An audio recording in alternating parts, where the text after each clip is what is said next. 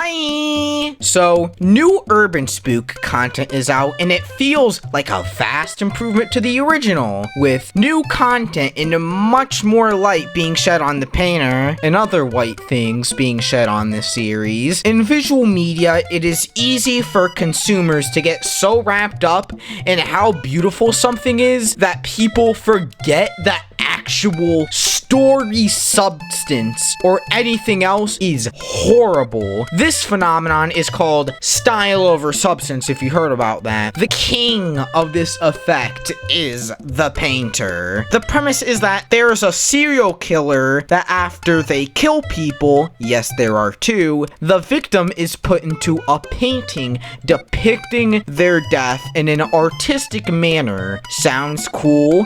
The way this is presented is just telling you what happens. Just text, a description of a gruesome death, then a really cool looking painting. There is no plot, just extremely gruesome deaths, shock value, and paintings. If you want me to demonstrate for all of you the painter's problems in one nice little package, well, this is his most infamous episode in the walls. Let's get straight to it.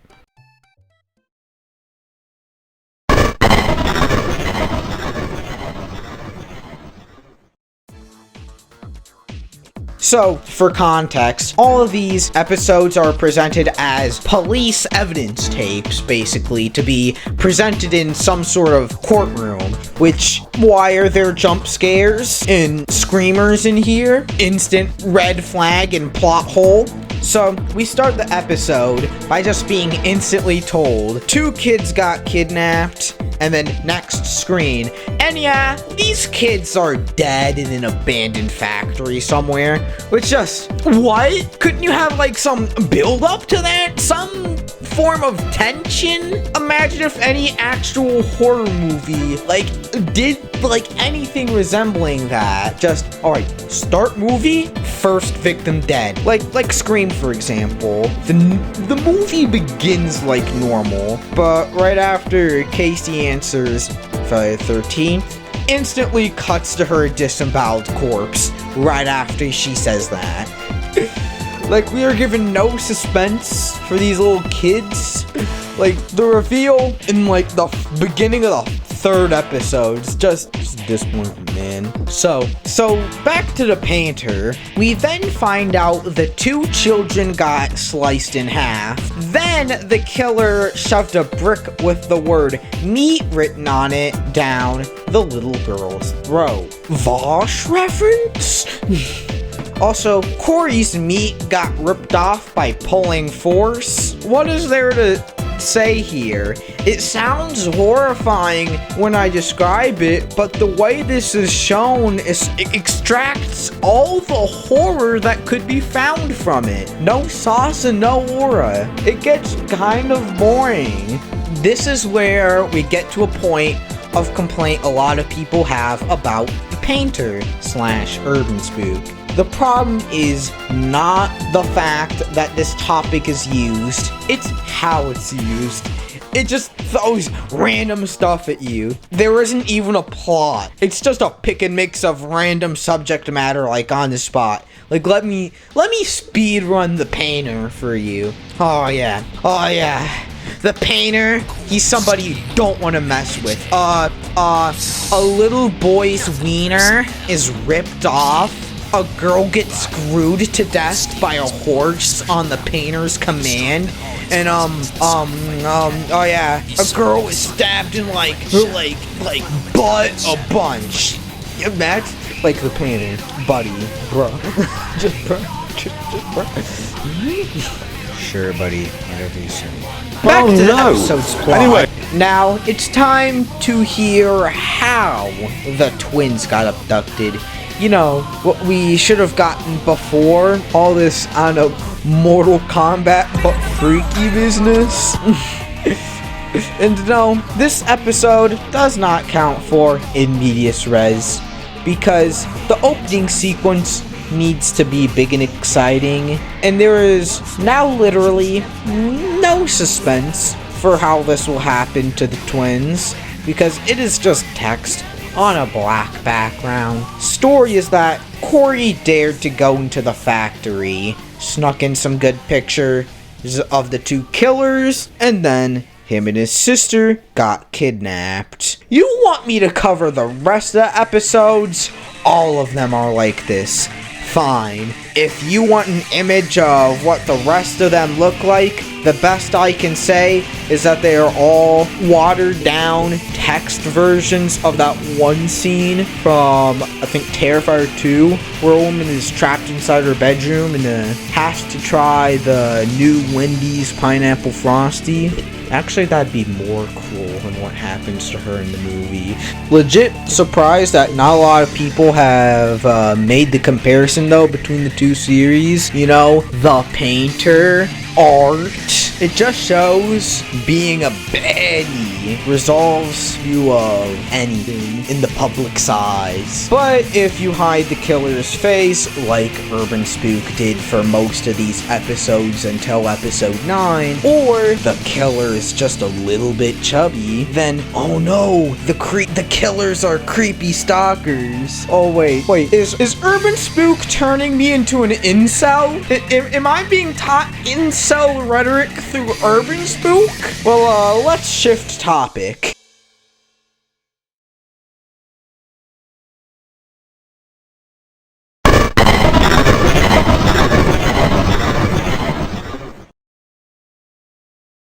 Well, now it's time to go over the new episode that redeemed the series. It starts off like any other episode. Police show up to a location and there are bodies and paintings, but this time it's live action. Yo, Urbanspook, how and where did you film this? Did you go to like an actual factory? Did you like use your house? If so, did you hire actors or something like that? I'll have to compliment you for the live action parts of this. Alright, for everything visuals based and also kind of music based, I really applaud Painter for this. Now back to the episode. The story, which I have a problem with. The problem is that this setup is just the exact same as the average Painter episode, just with different visuals.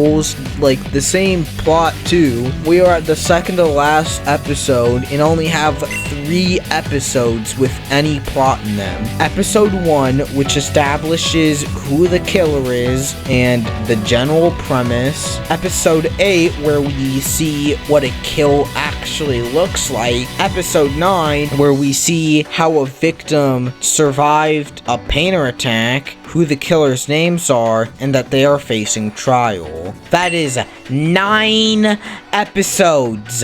9!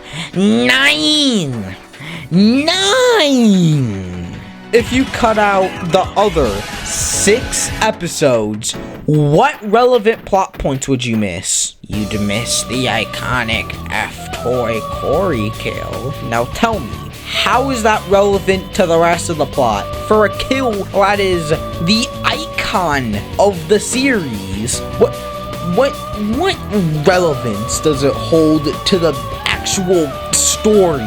Alright, the paintings for this episode go as follows.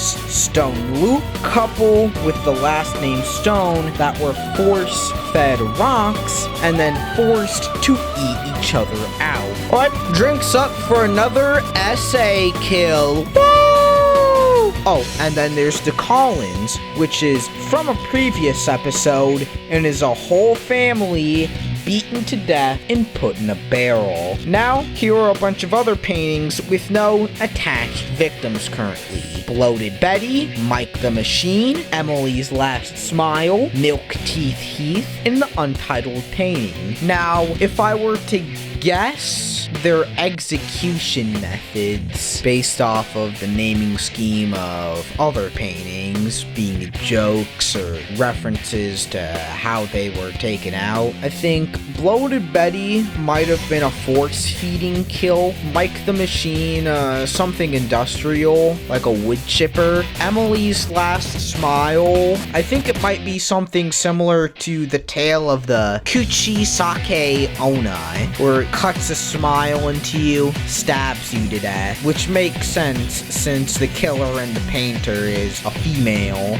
Milk teeth, probably force-fed milk. In the untitled painting, listen, I got nothing. Stabbing, the Krabby Patty Wendy's meal. After that, we get to see the ending to this episode and the setup to the final episode. You know what? I'll give this to Urbanspook. Roll ending. Those people took me to hell. And once you've been in hell, you never come back.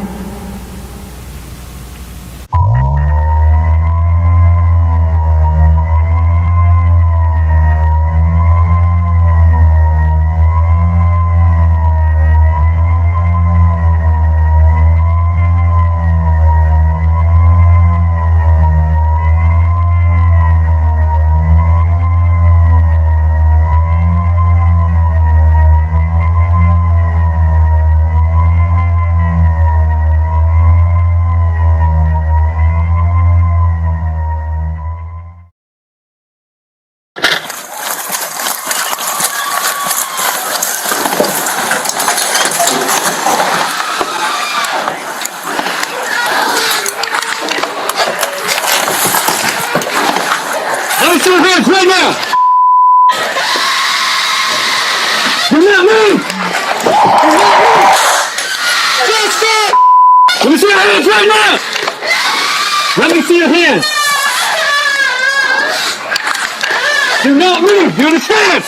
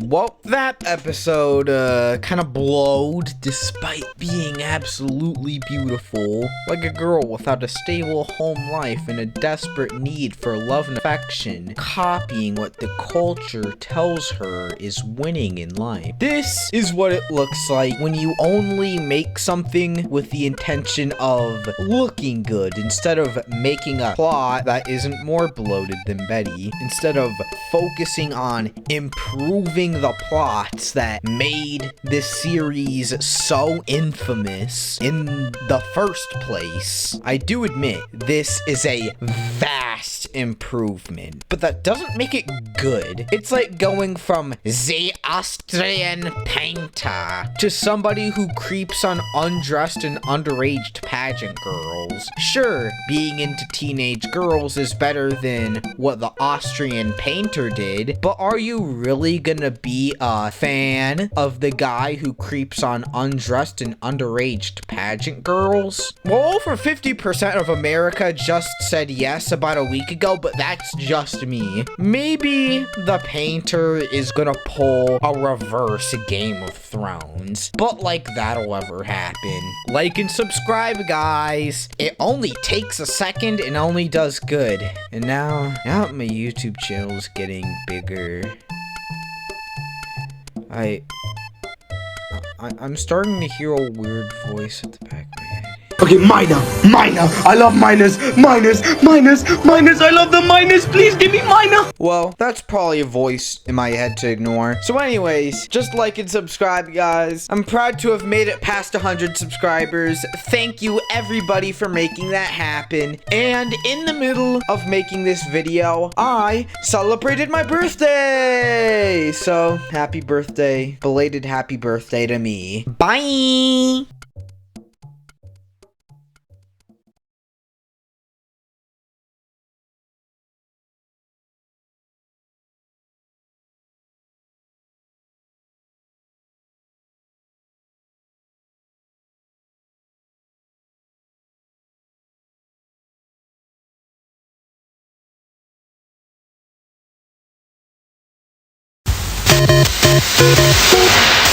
We are Nintendo Ultimate TV Game System. We challenge all players. You cannot beat us. Aim your zapper gun. You cannot beat us. Even with